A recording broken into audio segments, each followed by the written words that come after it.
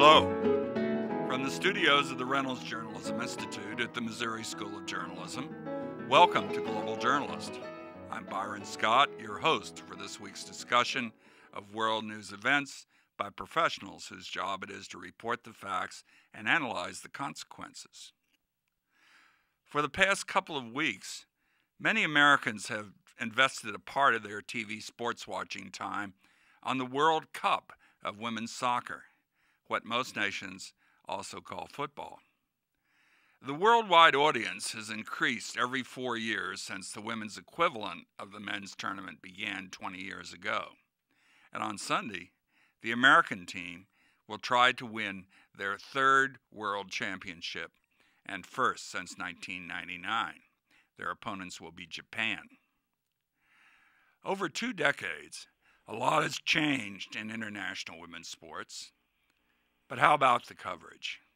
What are the victories and the remaining challenges from the perspective of those who cover women's sports? Here to share their impressions and experiences with us are Kadambari Murali Wade, Editor-in-Chief of Sports Illustrated India in New Delhi, and Michelle Vopel, longtime contributor to the ESPN.com, speaking to us from Overland Park, Kansas. I'm going to start here, Ka, by bringing in a quite surprising remark that you made before the show about the coverage of the Women's World Cup in India. Can you tell us that? It doesn't exist. There's, if you're asking me, do people even know that the Women's World Cup is on? Maybe, some people. But for a lot of people, they don't know the Women's World Cup is on. At one level, people might say it doesn't have India, so it doesn't matter. But the Men's World Cup, which is the Men's Football World Cup, doesn't have India ever either. But that is an obsession when it happens. Every 4 years, India stops because of the Football World Cup men's. I don't think anyone even knows the Women's World Cup is going on. You might have a few people following it on the web, and you get news feeds or something, and you look at it. People living who have relatives in the U.S. might know that it's happening, but otherwise no one really knows. And the coverage in newspapers is minimal. It's erratic. If you're asking me about Women's World Cup, I really don't think it really exists in the Indian psyche. Well, it seems incredible to think, Michelle, of a place in the world that's not carrying every minute of all the ESPN channels. But have you run across this sort of thing before in your coverage of women's sports, Michelle? Oh, absolutely. I'm not even surprised. Honestly, we still, for all the advancements that have been made in terms of participation of women in athletics, the media continues to do, I think, a pretty abysmal job globally in covering women's athletics. And I say this as someone who's covered women's athletics for now since my freshman year at Mizzou, which was 1983-84. We've made progress, no doubt, but I think we haven't made nearly as much, and a lot of that I attribute to the fact that most media outlets, sports divisions, remain not very diverse, and it depends on whatever area of the world you're from, but it usually means there's not a lot of women involved in the coverage of sports. Ka, you are also an international sports journalist as well. Is India? What is the nature of women in sports coverage in your nation of 1 billion people? Yeah, I'm sorry. Are you asking if whether there are women in sports journalists or in sports media? Yes, please. Are you asking about? Let's talk about the sports journalist. Yeah, when I started covering sport, which is 14 years ago. There were, you could count on the fingers of one hand how many women sports journalists were there in the country. And you were an exception. I had to fight to get into the sports department. And, if you fought hard enough, you developed a thick skin, and you just put your nose down and just did this job better than the guys, eventually got accepted. It's very different now because there are a lot of women in sports. Increasingly young women are coming into sports in India and into sports journalism, and I think that's making a big difference in the acceptance of women in sport. As far as the coverage goes, I beg to differ from Michelle slightly when it comes to coverage here of women's athletics. I think women's athletics here has received, a lot of coverage, relatively speaking, to men's athletics, which is what I'm assuming. Athletics per se doesn't receive that much of coverage, not India related, but international athletics does receive a lot of coverage when big events happen, when the Olympics happen, when championships happen, major championships, and there are certain personalities in athletics, who are big names and they receive coverage. But if you ask me which women's sport actually does receive a lot of coverage, I would say tennis, really, more than anything else. And Michelle, what about here in the United States? Which women's sports or sports involving women seem to get the best coverage? Well, tennis traditionally has gotten a lot more coverage than a lot of other sports have. In terms of women's team sports, women's basketball has increased quite a lot since when I began my career. But by the same token, what's happened, the changes in the newspaper industry that have happened, particularly over the last 3 or 4 years, there's been basically a step back from coverage of all women's sports because so many people have been laid off out of media outlets, and a lot of those people have tended to be people, a lot of times from beats that are considered expendable. So I know so many people who've covered women's sports, who I covered women's sports with for years, who've lost their jobs in the last few years, and nobody has really stepped forward from the actual media industry to continue the coverage. This is where sometimes bloggers, people who basically become media, even though that's not their job, they're not paid for it, have tried to fill in the void in coverage of women's sports. Mm. So a lot of I'm also sorry. Yes, go ahead, Ka. Sorry to interrupt. And also possibly because I agree about the bloggers part, because they're not. Most bloggers do it. They're passionate, they're emotional, etc. But they're not reporters. So there's a big difference when you're doing straight reportage and when you're doing something else, because then obviously you're giving an opinion, which is your opinion, which may or may not be informed. The difference we have in India and I think parts of Asia and maybe parts of the world which are developing countries is that the newspaper industry, print media, unlike in the United States, in England, etc., is not on the decline. It's actually growing, which is very, very different from the rest of the world. In fact, the English media is also growing, as is regional media, which is different languages, local languages. And so it's a very, very exciting time for us in that sense. Sports departments, the department I headed up in my previous newspaper where I worked for 10 years was, we had 40 sports journalists, which is fairly large and it's an English newspaper, and it was selling about 2 million copies a day. So it's a completely different way I think we look at it. At the same time, women's sports did not get the same kind of coverage as male sports did, simply because I think the newspaper policies generally was that people don't want to read about them. There's only a certain amount they'll be interested in. Tennis, yes, athletics, big names to a certain extent. And then in India, we've had certain sport, and then of course there's the whole jingoist state. If an Indian does very well, then we cover the sport. There was an Indian tennis player called Sania Mirza, who she's still playing, and she did very, very well. She went into the top 30 in the world and singles, and what she captured the imagination of the country also because she was a Muslim player from Hyderabad, so and she was She was in your face, and she became a role model. She wore a nose ring. She wore skirts. She did things. She was, the Islamic clerics kind of declared, that what she did was wrong. She didn't give a damn. So it was very, very. She is feisty, and so she had a lot of spirit, and she did very well.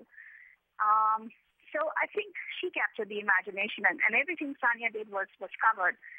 And you have another player who's doing very well. She's in the top 3-4 in the world in badminton. Let me before in the interest of time, Ka, I want to jump in here by pointing out that you are actually the editor-in-chief of Sports Illustrated India, which actually goes to both genders. What is its circulation? Circulation at the moment? It's about 122,000. Okay, and is the do you make a distinction in Sports Illustrated India between men and women's sports? Oh, okay, that's a tough question.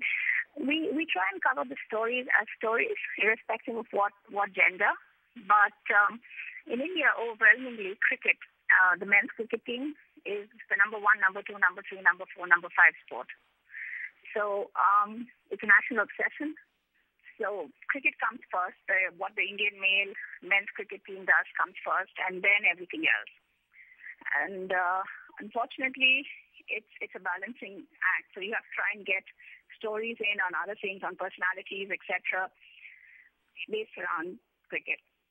And try and do it. And it's a constant battle. And this battle has been fought previously. It's being fought now. And we're trying to promote women's sport but it has to be a conscious decision. Yes. Let me interrupt here for a moment, and before we continue this discussion, I want to remind our audience that you can view or listen to this program anytime by downloading our podcasts at globaljournalist.org. You'll also be interested in the articles, online discussions, and other features that are part of the website. You also can send us questions or comments care of Global Journalist Program, all one word, at gmail.com, or simply look us up on Facebook. Back to you, Ka. I'm sorry that I interrupted you a moment ago. Yeah, that's fine. Sorry. Okay. You want me to go back? Sorry. Actually, let me shift to Michelle here. Michelle, watching the U.S. games against Brazil and then France, I have to say they were among the most exciting soccer games I'd ever watched. Do you think there should be a distinction between men and women's sports, Michelle? Well, I'm not sure I know what you mean exactly by a distinction. I mean, there is, men have competed. Oh, I don't mean should there be unisex sports? I mean, shouldn't we be covering these sports the same way that these events in the same way, regardless of the nationalism involved? Or is it men's sports just deserve to be the king? I'm being the devil's advocate here. No, I never said that both deserve to be covered equally. I think it's a difference of the women don't deserve to get 1% of the coverage versus 99%, and I'm exaggerating just a little bit, but not much. I mean, a lot of the surveys that have been done of women's sports coverage here in the United States, and that's obviously what I'm much more familiar with, is because I've lived in this country all my life. But our coverage is not, in terms of percentage of coverage, percentage of front page headlines, percentage of staff hours that go to coverage of sports. It's not like it's even close to 50-50. I mean, that, if it were at this point, 80-20, I would think it would be an improvement. So We're not really talking about trying to have equal coverage. It's to have more, I feel like, professional coverage of women's athletics, and that's been something I've been an advocate for since I was a 18-year-old student at Missouri. I'm now a 46-year-old journalist, and I feel like I'm still fighting that battle and glad to fight it. And I think it's a very professional battle to fight. And I've heard people say, oh, we shouldn't be advocates of one thing or another. And I think as journalists, of course, we're advocates of things that we believe deserve coverage. Ka, back to you, please. How would you respond to those remarks from the U.S. perspective? I'm sorry, I can't. I think the line is cracking. Okay. Well, we'll soldier on anyway. How would you react to the statement that men and women's sports need not be covered equally? I agree. I mean, honestly speaking, when I was once asked, "Do you cover? How do you feel about covering cricket as a woman?" and I said, "I cover cricket as a sports journalist, irrespective of being a woman or not." Having said that, it's the same thing. This is really, I'm not sure. I think sport has to be covered as sport. And when it comes, and I agree with Michelle. I mean, I think it's. I mean, I don't know about 1%, but it's definitely not 10%. There's no comparison between the coverage given to men's sport and women's sport. But I don't think it can be covered equally at this point of time, simply because I don't think the market will allow it to. You have to create that market. I think all media houses are also commercially driven, and unfortunately, till you have more women playing sport, and again, I'm talking from an India perspective. You have more women playing sport. You have more women doing well at sport. If they do well at sport, it automatically brings coverage to the sport. And unfortunately, the men get covered whether they do well or not. And it's double standards. But unfortunately, that's what's happening. And so I think the way women's sport can get more coverage, at least, and again, I'm speaking from an India perspective, is because when women like Sanya or Saina, etc., do very well, they're at the top of the world or near about, and people will cover them. Everyone likes success, irrespective of whether it's male or female, and there's a sense of nationality and sense of pride associated with that.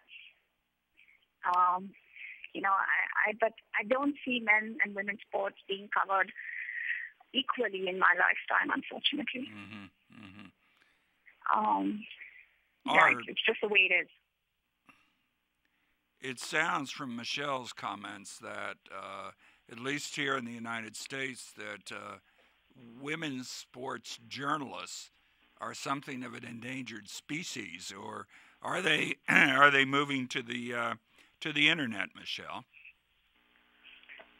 Well, I think are they moving towards alternative ways of covering things, which sometimes may mean journalism isn't their only job, whereas previously it probably would have been. I think so. In my most, I guess, pessimistic mood, I tend to think journalism is becoming an avocation instead of a vocation. It's something people do when they're not paying their bills, and that's obviously not. It's a cynical way to look at it, but I've just known so many people who've been laid off from their jobs in the last few years, and then try to stay involved in some ways, even if they get involved in other professions or other stopgap jobs, continuing to write.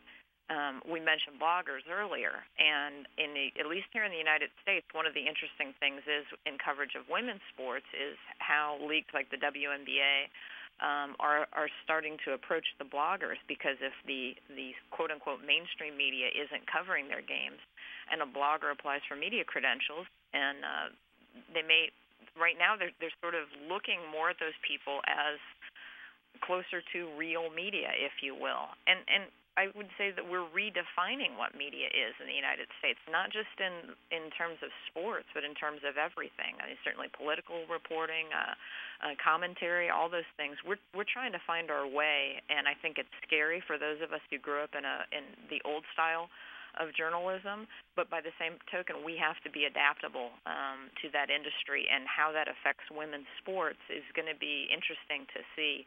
I agree that I don't expect in the rest of my life men and women's sports will be covered equally. I don't think that'll happen, but maybe we're going to evolve more towards non-traditional journalists covering more women's sports. I think we already have, and how seriously they'll be taken, what standards they'll be held to, is something we're going to be watching to see. Mm-hmm. Kyle, let me switch the focus back to India. What kind of feedback have you gotten over the years as a sports journalist from your readers? Do they care that you are a woman reporting on men's cricket, for example? I think a lot of them, because my name is kind of not a traditional. It's a very classical name and to North Indian readers, and so they tend to think that I'm male at first till they see me. The assumption is that I'm a man, and now of course I'm a woman, but then they got used to reading me. But it was pretty tough. I've had this. I remember this problem I had when I was covering a match, and it's a cricket match, and it was India versus South Africa, and the South African captain decided to have the press conference, the post-match press conference in the locker room area, the dressing room area. And there were 2 women sports journalists, and there were 50 male sports journalists waiting to attend the press conference. And one of the guys said, "No women allowed inside the locker room area." So I said, "Then don't have the press conference there. Ask the captain to come outside and have it." And I asked my male colleagues, I said, "Don't attend. Ask him to come out so that we can attend." And they said, "Sorry, we have to go. We have to attend." This is 99. And we had the press conference, and the guys told me, ask the guys the answers, and it was quite bad. And I wrote about it, and I got an apology from the South African Cricket Board, but I missed the press conference. I couldn't ask any questions, and I missed my deadline. And it's I've digressed, of course, from what you asked slightly, but my point is that it's changed since then. It's changed from a time when if you broke a story, everyone thought you were sleeping with a player to get the story. And people really did think that way. And they commented, especially within your own community. And it was very tough, but I'm really, really happy that now with more women coming in, the younger guys and women, they accept each other as equals and just as sports journalists. And I think that's a very, very important change. And I think change will only happen when you get more women in. We're a growing industry here, so I'm hoping that it stays that way. Regrettably, when we went through that phase here in the United States, as well as all those things that you mentioned. Michelle, are we really through that phase? What are the barriers for women sports journalists, other than having a job itself, here in the United States? I think a lot of things have happened over the past, I would say, 30 years in terms of issues like, locker room coverage and how the sexes are sort of segregated, even in newsroom, politics and everything. The way that the women were sort of excluded from a lot of things that went on in the sports department, even if they were employed in the sports department. I absolutely do think that that's changed a lot. Not too long after I got out of Mizzou, there was a major incident with Lisa Olson in the New York Giants football locker room that got a lot of attention. And over the years, there have been fewer and fewer of those. But we've had them still. It's not like we've completely eradicated that. But on a day-to-day basis, I think virtually all sports organizations and colleges in the United States are used to women covering things and try to make things as equal as possible. I have my own incident. It was at my own school. It was at the University of Missouri, my senior year, 86, 87. I was covering football, and there were a couple other women throughout the Big Eight who were covering football. And so Missouri had announced we have an open locker room in football after games. It doesn't matter. Men, women, you can come in. And so I was covering a game, Missouri versus Indiana, went into Missouri's locker room, and one of the Missouri coaches came over, yanked away my tape recorder, and walked out and said, "You don't belong in here." And I thought how ironic that was, that I, was going to the University of Missouri with its famous school of journalism. The school had announced, that it had an open locker room, and that still happened to me. Well, it doesn't happen. Doesn't happen these days. But it's happened before. At least we haven't heard about this. I'm going to have to bring this discussion to a close. I want to thank our guests, Kadambari Murali Wade, editor-in-chief of Sports Illustrated India, and Michelle Vopel, contributor to ESPN.com. This is the last Global Journalist show for our executive producer, Courtney Flatt, who is leaving to take a new job at Northwest Public Radio. We'll miss her. Our lead producer for this show is Liz Lance. Our director is Travis McMillan, assisted by Andrew Orozco. Audio by Pat Akers. Our video producer is Tim Wall. Other Global Journalist producers include David Cawthon and Jessica Popovic. This is Byron Scott for Global Journalist, reminding you that you can download, view, or listen to this show, plus additional materials, by going to globaljournalist.org. Join us next week as we look at the unsettled and unsettling world of tabloid journalism and Rupert Murdoch. And now, stay tuned for Free Press Watch. And now, Free Press Watch, a weekly update on some of the major events in press freedoms around the world. I'm Jessica Popovac. The AFP is reporting on a special unit, the Syrian Electronic Army, which they say is behind the country's escalating cyber wars. The so-called Electronic Army, through its own Facebook page, claims responsibility for several hacking operations that have spread viruses and flooded protest blogs with pro-government messages and death threats. Social media and blogs have become important ways to disseminate information about the violence going on in Syria to the outside world, amid tight controls barring foreign journalists from getting inside the country. In Honduras, TV reporter Adán Benitez was killed last week in the northern city of La Ceiba. Colleagues speculated that his murder may have been linked to his recent reports on organized crime. Benitez was the second journalist to be murdered in Honduras in the past 2 months, in what rights groups are calling a growing climate of impunity. And in the Central African Republic, 2 reporters have been released from prison. Criminal charges of inciting violence and hatred were dropped against the journalists. However, they were hit with hefty fines for libeling the Minister of Defense. According to Reporters Without Borders, the charges stem from their coverage of an alleged embezzlement scheme in which funds donated by the EU were reportedly being rerouted and misused. For more information on these and other events in press freedom this week, go to our website at globaljournalist.org. For Global Journalist Radio, I'm Jessica Popovac.